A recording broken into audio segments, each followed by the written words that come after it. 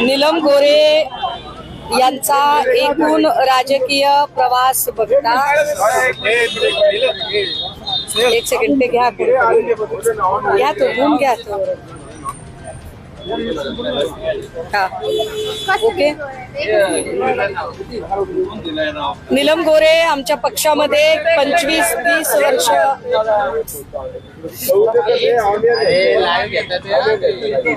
अरे on air चालू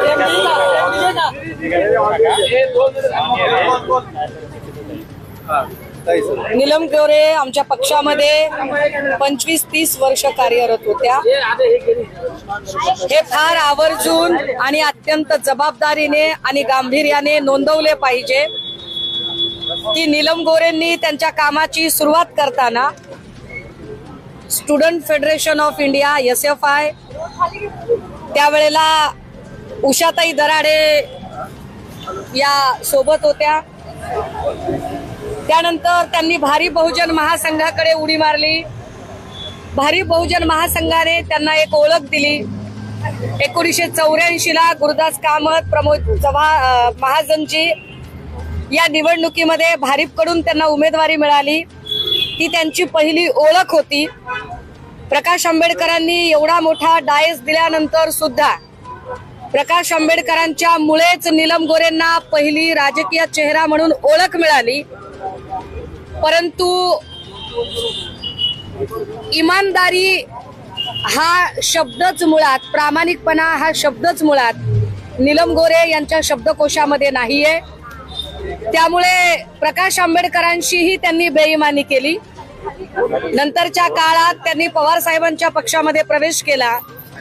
पवार साहेबांचं महिला धोरण होतं, त्यामुळे त्यांनी अनेक महिलांना नेतृत्वाची संधी दिली, त्यात नीलम गोरे एक। परंतु त्याही संधीचं त्याची जाणीव न ठेवता, मी जसं म्हटलं की इमानदारी हा शब्द त्यांच्या शब्दकोशात नाही, त्यांनी पवार साहेबांशीही आणि त्यांच्या पक्षाशीही बेईमानी केली। आधी त्यांनी प्रकाश आंबेडकरांशी बेईमानी केली, नंतर त्यांनी पवार साहेबांशी बेईमानी केली, मग त्या आमच्याकडे आल्या। आमच्या पक्षातल्या कित्येक निष्ठावंत लोकांची संधी त्यांनी हिरावून घेतली। मातोश्रीवर सातत्याने पडीक राहून निष्ठावंत लोकांच्या बद्दलची मतं कलुषित करणे, एवढेच प्रमुख काम त्यांनी चोखपणे बजावले। ज्या नीलम गोरेंना पक्षाने 4 वेळा आमदारकी दिली, त्या नीलम गोरेंनी शहरातला एक नगरसेवक सोडा, त्या राहतात त्या भागात मॉडेल कॉलनीमध्ये साधी शिवसेनेची शाखा सुद्धा उभी केली नाही। त्या नीलम गोरे ज्यांनी पक्षाच्या संघटनेसाठी म्हणून कुठलंही काम केलं नाही, उलट पक्ष संघटनेमध्ये लोकांचे प्रवेश कसे थांबवता येतील, लोकांना कसं बाजूला ठेवता येईल, शिवसैनिकांची कायम हिडीस व्यवहार करणे। मी स्वतः नीलम गोरेंकडे 2017 ला जाधवर ग्रुप ऑफ इन्स्टिट्यूटच्या कार्यक्रमाच्या वेळेला शिवसेनेत पक्षप्रवेश करण्याच्या संदर्भात विनंती केली होती, पण नीलम गोरेंनी 2017 ते 2022 पर्यंत माझा पक्षप्रवेश होऊ दिला नाही। अक्षरशः नीलम गोरेंना न सांगता गुपचूप, म्हणजे पक्षप्रवेश होईपर्यंत नीलम गोरेंच्या कानावर पडू नये याची काळजी अनेक नेत्यांनी घेतली आणि सन्माननीय सचिन भाऊ आहिर यांच्या उपस्थितीत माझा पक्षप्रवेश होऊ शकला। हे उदाहरण यासाठी की नीलम गोरे कधीही कुणालाही पक्षात येऊ देत नाहीत, वाढू देत नाहीत। पक्षात कुणाला प्रवेश द्यायचा, कुणाला नेमणूक द्यायची, कुणाला जबाबदारी द्यायची, कुणाला पद द्यायची, हे सगळं काम नीलम गोरे बघायच्या। आता जर त्यांचं असं म्हणणं असेल की त्यांनी 2 मर्सिडीज दिल्या वगैरे त्याच्या सांगत आहेत, तर माझा साधा प्रश्न आहे, हडपसर भागामध्ये PMT ने डिस्पेन्सरीची प्रॅक्टिस करण्यासाठी जाय करणाऱ्या नीलम गोरे यांनी पहिली आमदारकी घेण्यासाठी 2 मर्सिडीज कुठून आणल्या, ते का सांगावं लागेल त्यांनी आम्हाला, की जर त्यांना आम्ही आमदारकी दिली आणि पद देण्यासाठी जर मर्सिडीज असतील तर नीलम गोरेंनी सुद्धा मर्सिडीज दिल्या असतील कदाचित। मग नीलम गोरेंनी मर्सिडीज कुठून आणल्या, कारण त्या तर PMT ने ये जा करायच्या। नीलम गोरेंचा असा कोणता व्यवसाय आहे की ज्यामुळे त्यांची 2-250 कोटीची प्रॉपर्टी वाढली? नीलम गोरेंची खाती सुद्धा तपासावी लागतील आता, भारतातली आणि भारताच्या बाहेरची, लंडन वगैरे कुठलीही. मला अजिबात कुठल्याही इतर लोकांना याच्यात ओढायची इच्छा नाहीये, परंतु साहित्य संमेलनामध्ये साहित्यिकांना बोलावलं जातं इथपर्यंत ठीक आहे. साहित्य संमेलनामध्ये ज्या व्यक्तीला बोलावलं जातं त्याचं एखादा कविता संग्रह, एखादा वैचारिक संग्रह, समीक्षा ग्रंथ, एखादं काही कादंबरी, कथा, गेला बाजार, चारोळी संग्रह तरी प्रकाशित असावा. नीलम गोरेंना कोणत्या निकषाने साहित्य मंडळाने आणलं होतं, साहित्य मंडळाची कोणती अगतिकता, अपरिहार्यता होती, हेही स्पष्ट झालं पाहिजे. नीलम गोरेंचं मी समजू शकते, कारण स्वतःला प्रमाणित करून घेण्याची नामी संधी त्या प्रत्येक वेळेला शोधत असतात, त्यामुळे त्यांचं मी समजूच शकते. पण साहित्य मंडळाने कसं काय त्यांना त्याच्यामध्ये इन्व्हिटेशन दिलं होतं आणि तिथे जाऊन त्या मंचाचा वापर ज्या पक्षावर चिखलफेक करण्यासाठी त्यांनी केला, त्याच पक्षाने त्यांना 4 वेळा आमदारकी दिली आहे. हा पक्ष प्रबोधनकार ठाकरे यांच्या संकल्पनेतून आणि वंदनीय बाळासाहेब ठाकरे यांच्या अपार मेहनतीतून उभा राहिलेला पक्ष आहे. या पक्षाने महाराष्ट्रातल्या गावखेड्यातल्या छोट्यातल्या छोट्या समूहाला प्रतिनिधित्व देण्याचा प्रयत्न केला आहे. मात्र असं असताना या पक्षावर आणि पक्षप्रमुखांवर चिखलफेक करण्याचा नीलम गोरेंचा प्रयत्न अतिशय केविलवाणा आहे. नीलम गोरेंना एखादी राज्यसभा किंवा मंत्रीपद पदरात पाडून घ्यायचं असेल तर त्यांनी ते खुशाल पाडून घ्यावं. त्यासाठी त्यांना सत्ताधाऱ्यांचं लांगुल चालन करायचं असेल तर ते सुद्धा त्यांनी करावं. परंतु ते लांगुल चालन करताना प्रबोधनकार ठाकरे आणि वंदनीय बाळासाहेब ठाकरे यांनी जी अत्यंत उदात्त परंपरा जोपासली आहे आणि छोट्यातल्या छोट्या समूहाला प्रतिनिधित्व देण्याचा प्रयत्न जो शिवसेनेकडून झाला आहे, मग तो या कल्पनाताई नरहिरे असतील, खासदार चंद्रकांत खैरे असतील किंवा तुमच्या समोर उभी राहून बोलणारी सुषमा अंधारे असेल, या सगळ्या परंपरेच्या मुळावर घाव घालण्याचा त्यांचा प्रयत्न अश्लाघ्य आहे. त्यांनी पक्षाची आणि पक्षप्रमुखांची प्रतिमा मलिन करण्याचा प्रयत्न केला आहे. सबब मी पक्षाची प्रवक्ता म्हणून, या महाराष्ट्रातला मराठी माणूस म्हणून नीलम गोरे यांच्यावर अब्रू नुकसानीचा दावा दाखल करत आहे.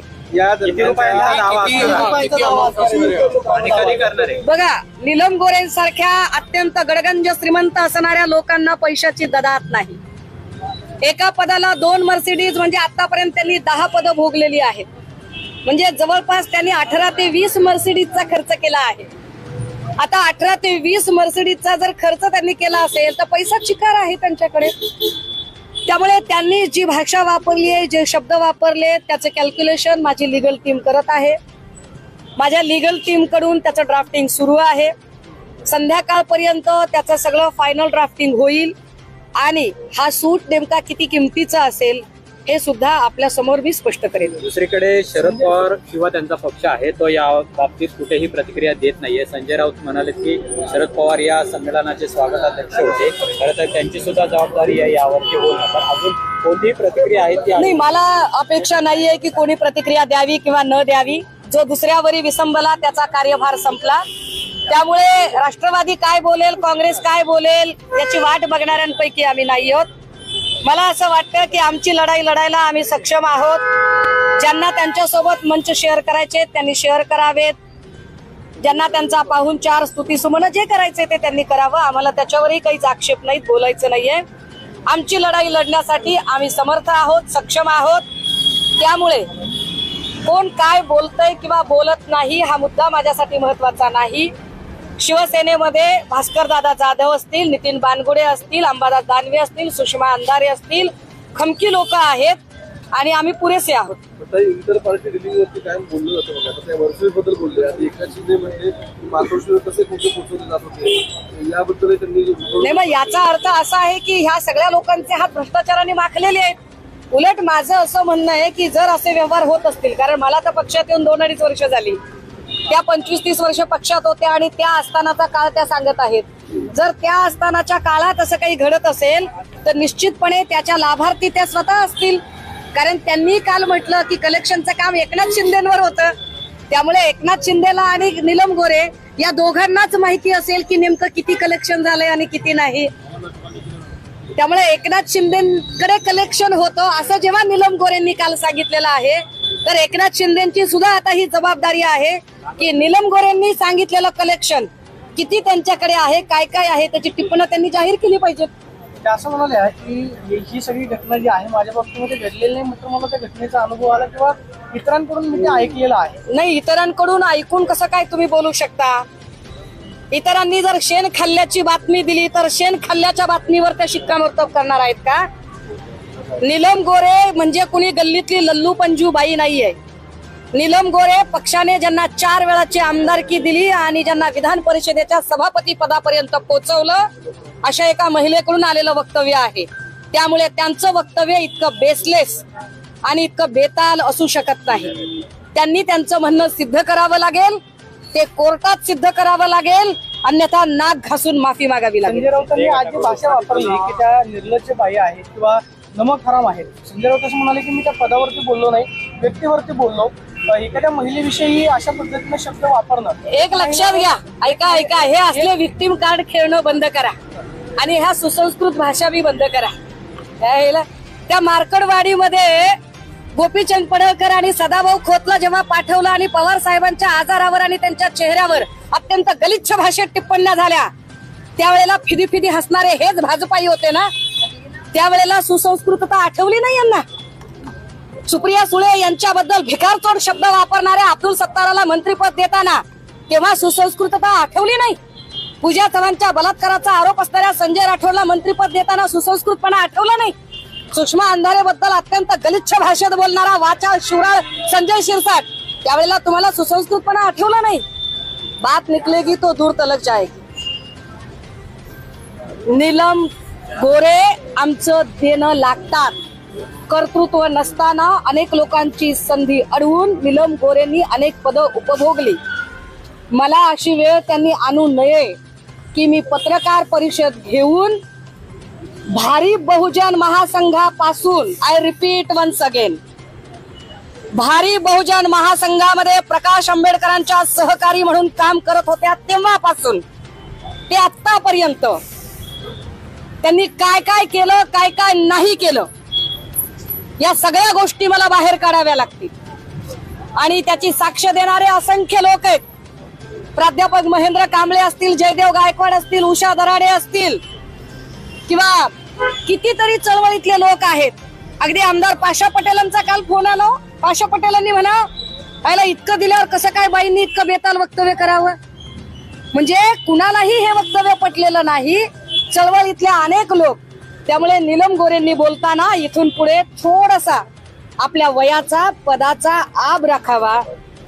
आम्हाला नाही तर त्याचा विसर पडेल.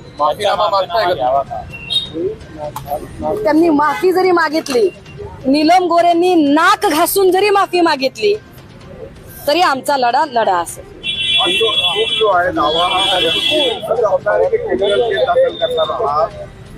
हा आता लीगल टीम सकाळपासून या सगळ्या गोष्टींवरती काम करत आहे आणि लीगल टीमचं फायनल ड्राफ्टिंग माझ्या हातात 4 ते 5 वाजेपर्यंत येईल. तेव्हा मी अजून माहिती माझ्या अधिकृत अकाउंट वरून ही सगळी आपल्यापर्यंत पोहोचले. नरेश म्हस्के असं म्हणाले की संजय राऊतांची मुलाखत साहित्य संमेलनामध्ये झाली नाही तेव्हा शरद पवारांनी एकनाथ शिंदे संजय राऊतांचा तीर्थापड झालाय आणि त्यावरूनच त्यांनी आजची जी नीलम गोरेंवरती केलेली टीका आहे ती दिसून येतं की संजय राऊतांना राग आलेला आहे. छोट्या मोठ्या उंदरांवर मी व्यक्त होऊ नये. पुढे नीलम गोरे हमारी पार्टी की 4 बार MLC रह चुकी है. नीलम गोरे स्टूडेंट फेडरेशन पश्चात राष्ट्रवादी कांग्रेस और फिर शिवसेना में आई थी. नीलम गोरे और ईमानदारी, यह दोनों शब्द इकट्ठे अच्छे नहीं लगते हैं. नीलम गोरे ने हर एक पार्टी के साथ अपनी जिस तरह से अपने बर्ताव का सबूत दिया है, उससे हमें उनसे कोई ज्यादा उम्मीद नहीं है. किंतु जिस पार्टी के 4 बार सदस्यता लेने के बावजूद अगर आज उनको ऐसे लगता है कि वह भारतीय जनता पार्टी की ओर से या और किसी की ओर से राज्यसभा की सदस्य या मंत्री बन सकती है वो बने, हमारी शुभकामनाएं उनके साथ है। किंतु किसी और पद को पाने के लिए, किसी अन्य पार्टी का लांगुल चालन करने के लिए अगर वह शिवसेना पर कीचड़ फेंकने की कोशिश करेंगी तो उसी कीचड़ में उनका मुंह काला किया जाएगा। और शिवसेना का यही स्टाइल है। शिवसेना को संस्कारों की बात किसी ने समझाने की जरूरत नहीं। केस दायर करने वाले महिन्यामध्ये 3 तारीख वेळ झालेली आहे, याच्याकडे कसं बघताय? मुंबई महानगरपालिकेची तयारी आहे काय? राज ठाकरे, उद्धव ठाकरे हे भाऊ आहेत, हे कृपया विसरू नये। ते महिन्यातून 3 वेळा नाही, ते 30 दिवसातून 30 वेळा सुद्धा एकत्रित येऊ शकतात। त्यांचं कौटुंबिक एकत्रित येणं आणि राजकीय भूमिका घेणं या 2 वेगळ्या गोष्टी आहेत। अजित पवार आणि शरद पवार एकत्र येणं ही जशी कौटुंबिक गोष्ट आम्ही समजतो, परंतु त्याचे राजकीय संदर्भ आम्ही लावत नाही। अगदी त्याच पद्धतीने उद्धव ठाकरे आणि राज ठाकरे हे कौटुंबिक नातं म्हणून कितीही वेळा एकत्र येऊ शकतात। राजकीय म्हणून एकत्र येऊ का नाही त्या दोघांनी? अनेक नाही, कार्यकर्ते त्यांनी यावं का नाही हे बघा, त्या दोघांनी यावं का नाही हे ठरवायला ते दोघे प्रचंड सक्षम आहेत। मी माझ्या पक्षाची फक्त भूमिका मांडणाऱ्यांपैकी आहे। माझ्या पक्षप्रमुखांनी काय निर्णय घ्यावा इतकं सांगण्याची माझी प्रज्ञा नाही।